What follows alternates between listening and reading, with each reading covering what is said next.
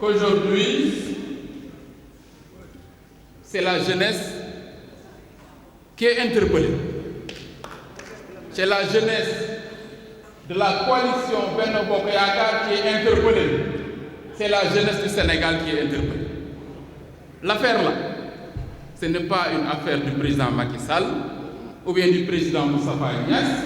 ou bien du président Idrissa Seck, ou bien de Madame Mimi Touré. C'est l'affaire des jeunes. C'est aux jeunes de régler la question des gens de Yewwi.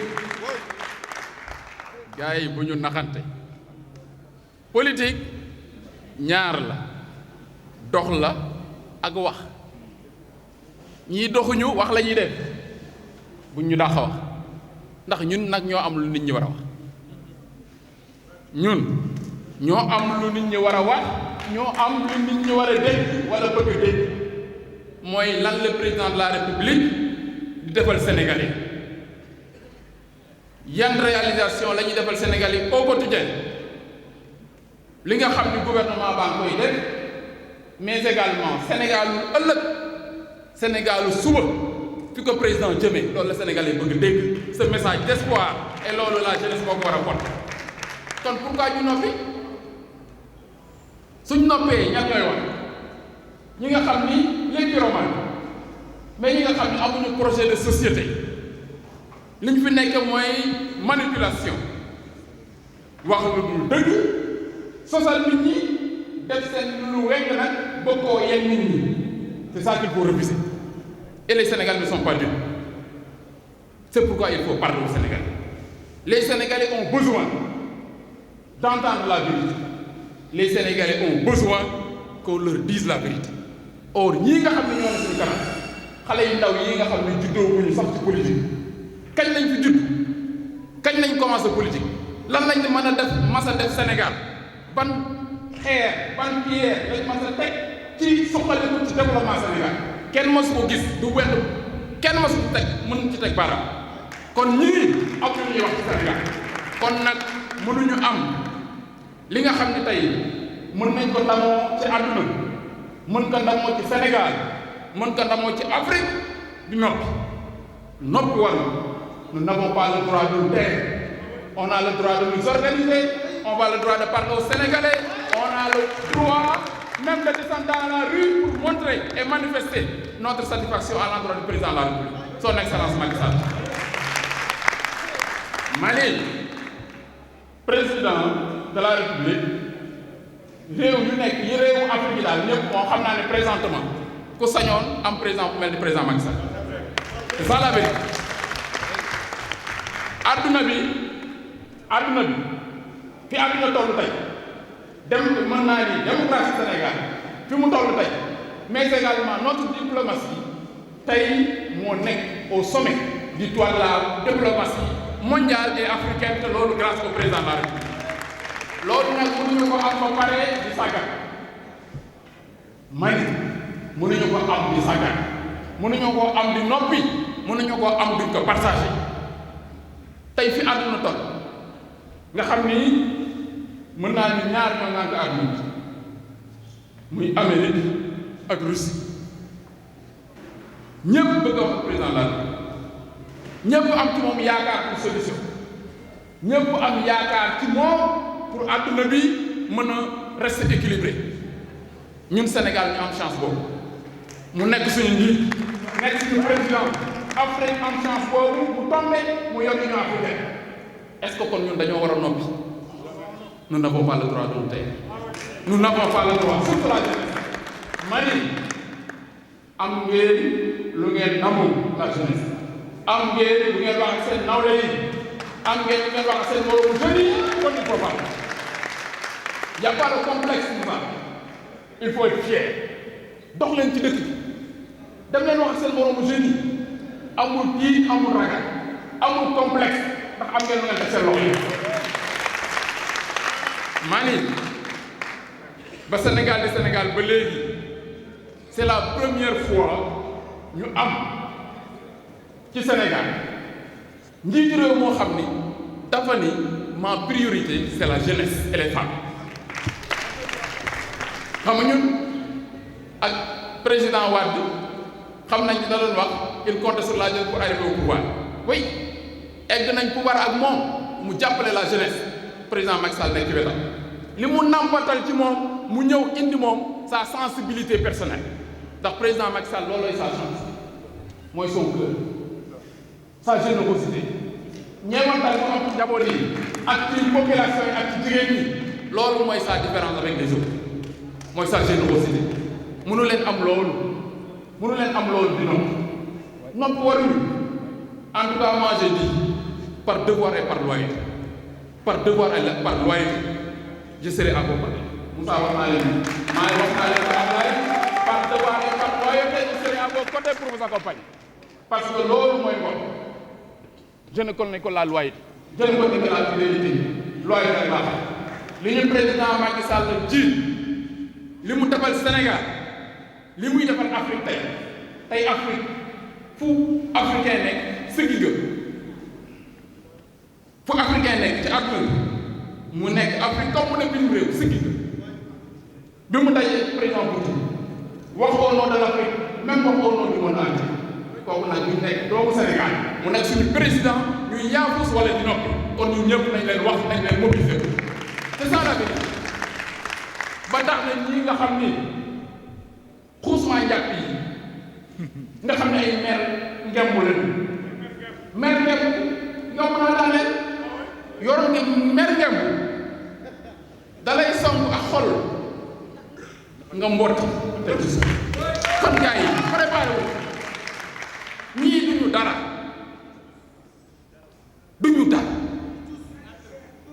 réew mi defuñu li ñu leen di tuddee teguñu ko fi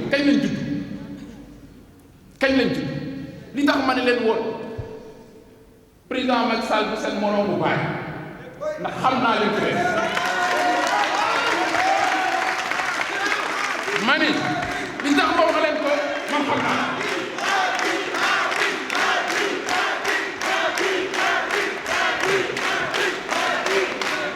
kon lu ngeen am loolu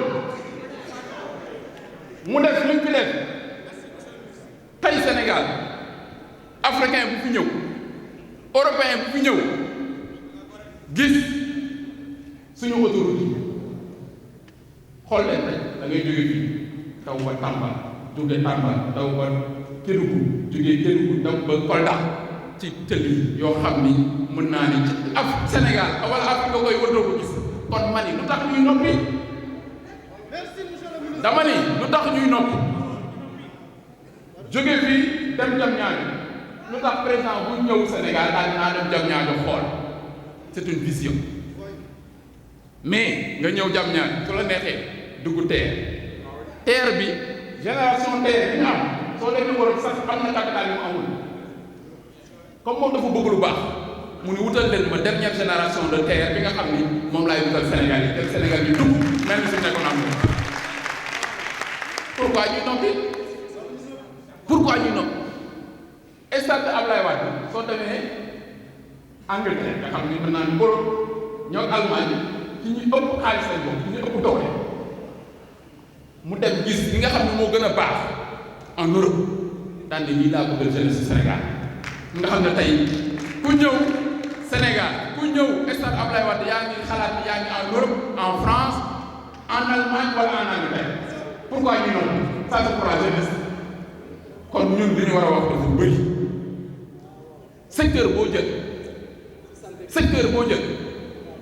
jël rek mën nga ci wax loo xam ni du jeex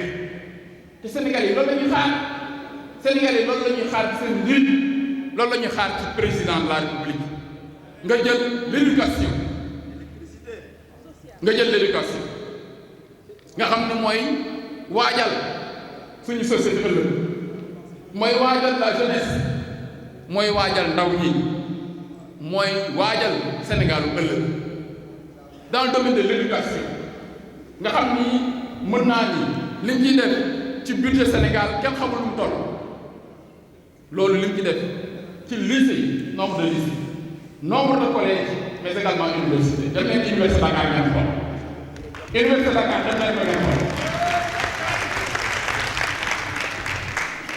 ñun bi ñuy jógee université Dakar en 2000 presque ñu ngi woon à peu près 20 000 étudiants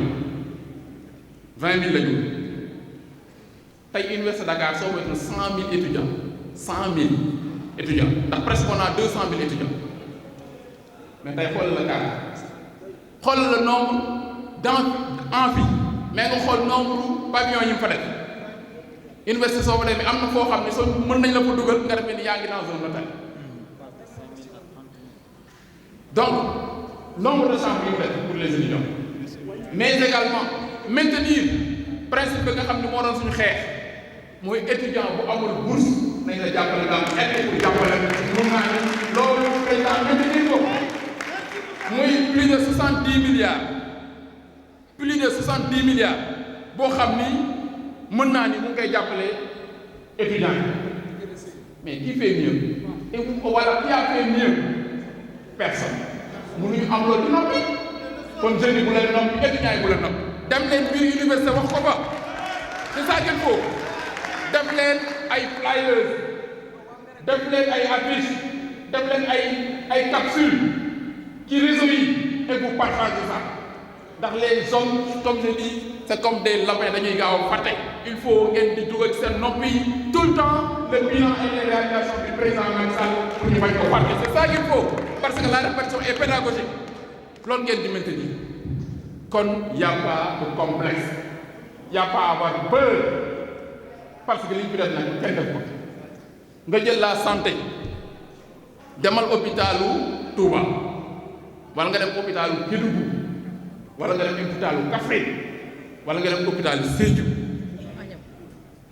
wala nga dem bu Agnam la générosité fi ngay xamee générosité président de la République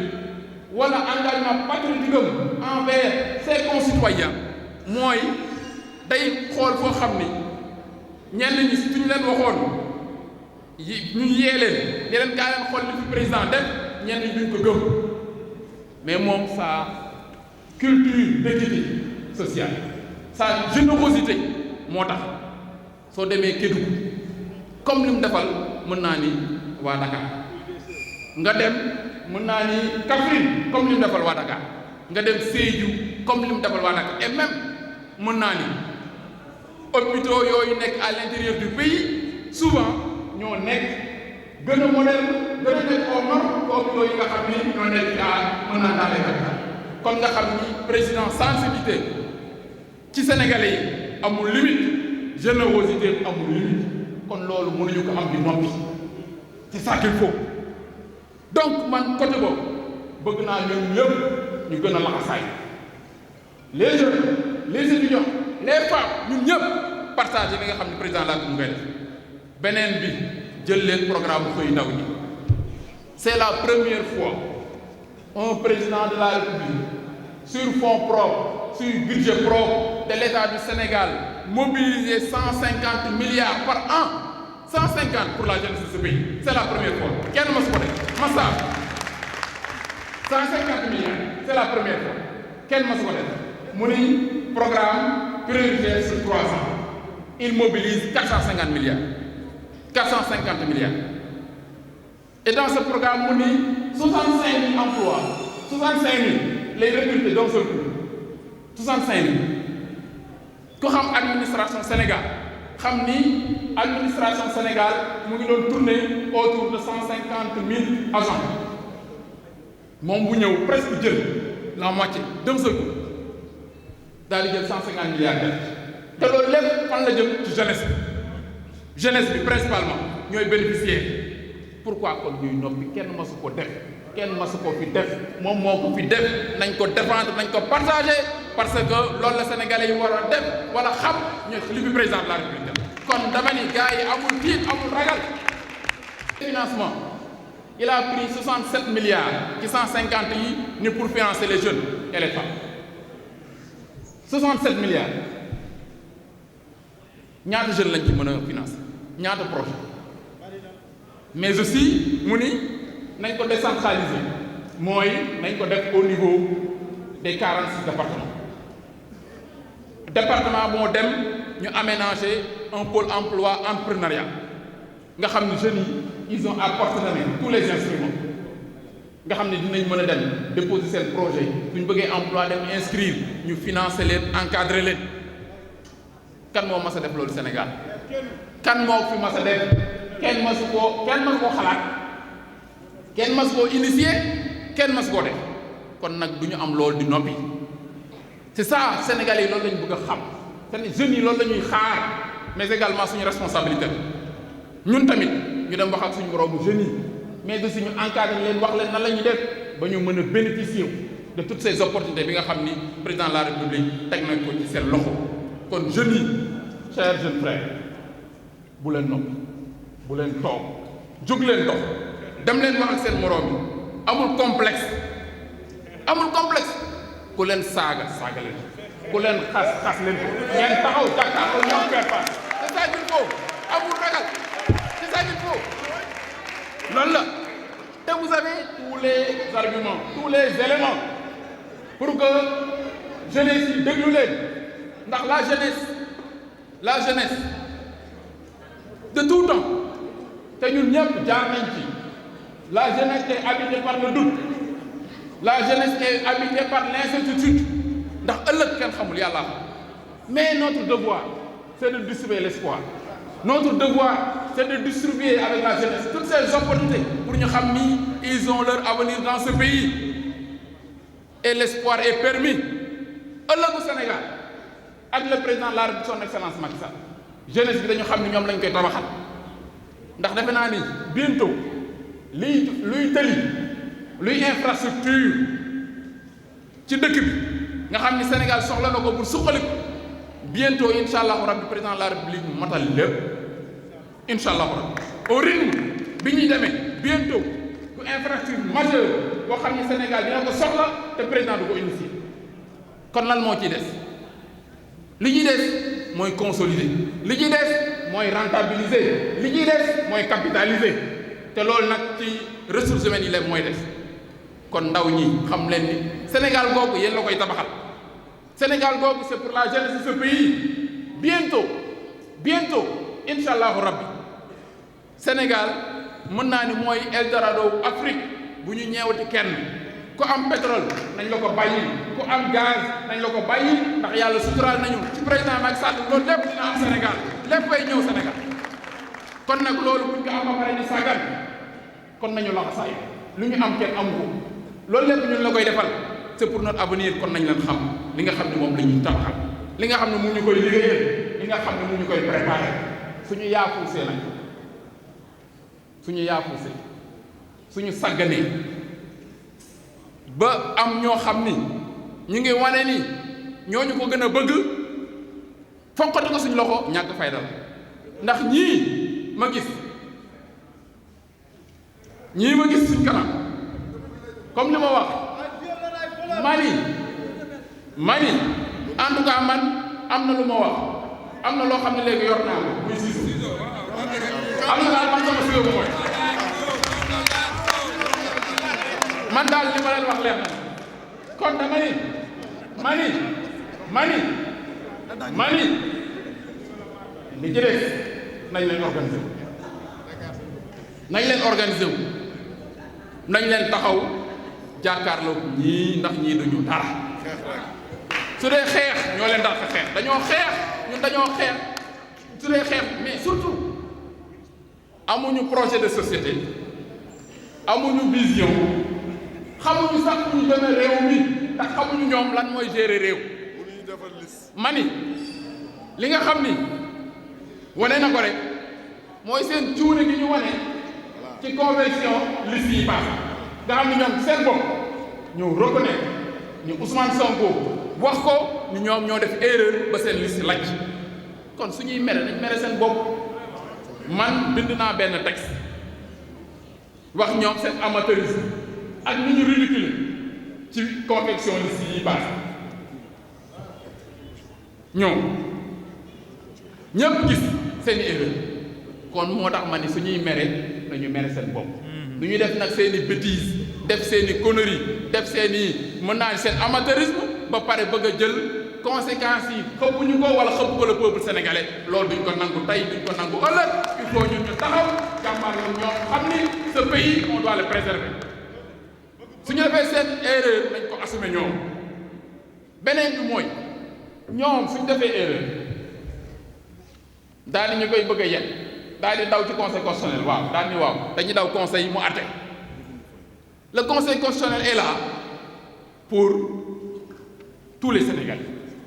le conseil constitutionnel est là pour la loi électorale mais surtout constitution bi nga xam ni mooy charte réew mi nga xam ni loi bu ne ci lay référé mooy mën naa ni la charpente mooy charpentu suñu législation mooy conseil constitutionnel mooy branche principale loolu yow nga ni soo amee problème da ngay daw xooli ñépp gis nañu ni listu Yewwi département de Dakar moom dañ ko waroon a éliminer ñépp d'accord nañu même ñoom d'accord nañu dañuy def ay éliminer ñu ni dañuy daw conseil constitutionnel ndax direction des élections nee na liste ma warul jàll ñu dem ñu ni conseil constitutionnel validé na leen ñun par loyauté par esprit républicain ñu ni ñun d'accord nañu mais même conseil constitutionnel daan ne Benno Bokk Yaakaar yow sa liste suppléant dañ koy éliminer ndax respecté wu loi électorale ñu génnaat daal di ñun d'accord nañu ndax nous sommes des républicains mais même juridiction boobu génn ni leen yéen seen liste titulaire dañ koy invalider ndax respecté wul la loi électorale ñun ñu ni d'accord ñoom ñu ni déet d'accord ñu ci bii te d'accord bële kon kenn Yewwi la ñu war a fiyewu su leen arrangé ñu ni d'accord nañ su leen arrangé wul ñu ni d'accord mais ñun suñu devoir ak suñu rôle comme ñun ñoo yor mën naa ni du question pouvoir ñun ñoo nekk en responsabilité ñun nous devons être les premiers à être respectueux de la loi et des règlements kon fii décision bi fi justice jël par loyauté danañ ci d'accord mais ñoom tamit ils ont l'obligation d'être d'accord ci décision yi nga xam ne la justice daf koy jël. Idrissa Seck mën na ko seede ak Thierno Bocoum ñett lañu woon Thierno Bocoum Déthié ak man Idrissa ni ma benn poste laa am waxtaan leen seen biir ku ngeen ko jox baax Thierno Bocoum mu may dégg Déthié Fall mu may dégg ñu ni Diatara ñun duñu xëccoog yow poste député bi yaa ko moom ñun ñett ñu dem ci Idrissa ni ko président waxtaan nañu mu nu la ngeen tëj ñu ne ko poste député bi ñëpp d'accord nañ ni Diatara moo ko moom Diatara moo ko moom législation bii ñu génn Idrissa ni ma d'accord mais ñaan naa la ko jël naa ko jox ko Déthié Fall ma ne ko président du ma ci teg baat son poste de député bi may wax bii nii 5 ans kan moom moo sa dégg kan moom moo sa dégg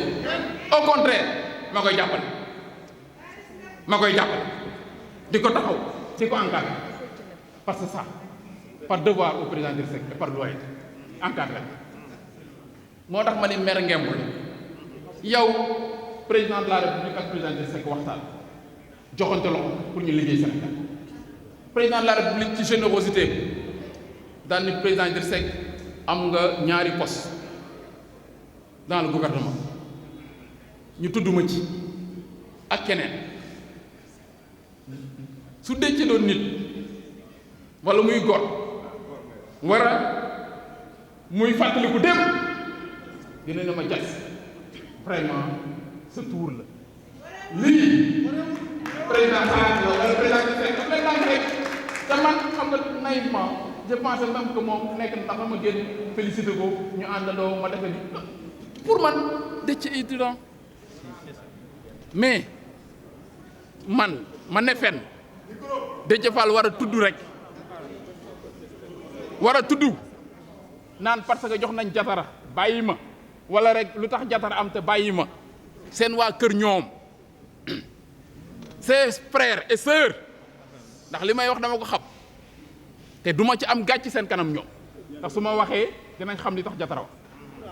moo tax mani ay maire ngem ndax Déthié fa mu nekk du place am xam na ko Déthié Fall su doon gor rek fu Idrissa dee fa la war a dee fu Diatara dee fa la war a dee ndax lu mu am ci politique yàlla ak président Idrissa Seck la yàlla jaar la ko ci man kon ñun loolu mooy suñu histoire kon ñun su ma déggee Déthié Fall naan fii dinañu manifester àjjuma kenn mënu leen tere ñu manifester mani comme li président doon wax rek ba ñu egg ci dinañ xam ni dans ce pays est-ce que nous avons un État nous avons la responsabilité ñun dans ce pays mani de préserver nous avons la responsabilité de préserver la sérénité de préserver je veux dire la justice mais également de préserver nos populations réew mi réewu yoon la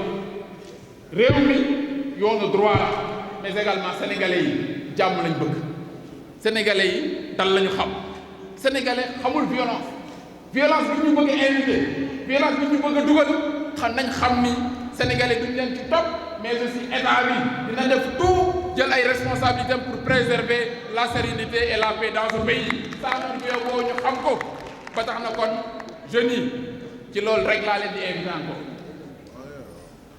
bu leen nekk à l'origine d'une quelconque tension dans ce pays mais suñu responsabilité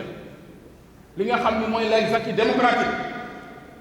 li nga xam ni mooy la stabilité de ce pays ñu liggéey participer ñu koy préserver wala ñu koy renforcer ba tax na dans ce cadre il faut que vous soyez prêts il faut que la jeunesse de notre coalition soit prête à faire face à ces pyromanes qui sont en train de semer la zizanie dans ce pays il faut que ça cesse loolu moom il faut ñu wan leen ni liñ naan fulla mooy jaay Dakar ñun ñoo yor Dakar bi ñooy koy jaay te loolu moom defe naa ni am nañ les moyens et les outils de préserver la paix et la sécurité dans ce pays on a la loi avec nous on a la justice avec nous on a l'autorité avec nous li ci des sur le plan politique on est 70% de l'électorat coalition Benno Bokk Yaakaar 70% ñun duñu ay 10% et 15 ak 8% mani nous sommes 70% de l'électorat mënuñu am 70% de l'électorat ba pare di bàyyi ñoo xam ni ay plus fortes lañ doon jàng assemblée di ñëw di ñu perturber wala di ñu fontoo loolu on doit plus l'accepter kon nag ci loolu la jeunesse dañ leen préparer wu il faut qu'on s'organise il faut ñuy organiser wu di organiser ay rassemblement di organiser ay mobilisation di renouveler notre mobilisation notre loyauté et notre fidélité au président de la République et à la coalition Benno Bokk Yaakaar. Bravo. Ba tax na kon ci loolu rek laa doon invité